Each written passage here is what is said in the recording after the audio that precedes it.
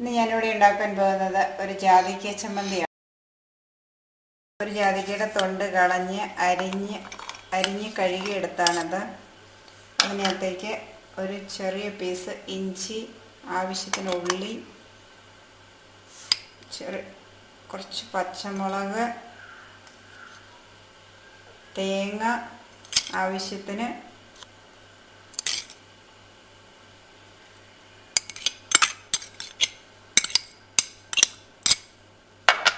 ഉപ്പ് ആവശ്യത്തിന് അരയ്ക്കാൻ. ഇനി നമ്മളിതെല്ലാം കൂടെ ഒന്ന് അരച്ച് എടുക്കാൻ പോവാണ്.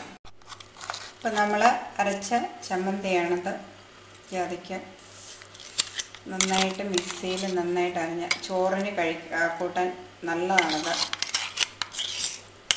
ഇതുകൊണ്ട് വേറൊരു ഗുണം കൂടെ ഉണ്ട്. ഗ്യാസ് ഉണ്ടാവത്തില്ല, ഗ്യാസിനും നല്ലതാണ്. നിങ്ങളെല്ലാവരും കണ്ടു കാണുമല്ലോ ഞാനുണ്ടാക്കിയ ഈ ജാതിക്ക ചമ്മന്തി.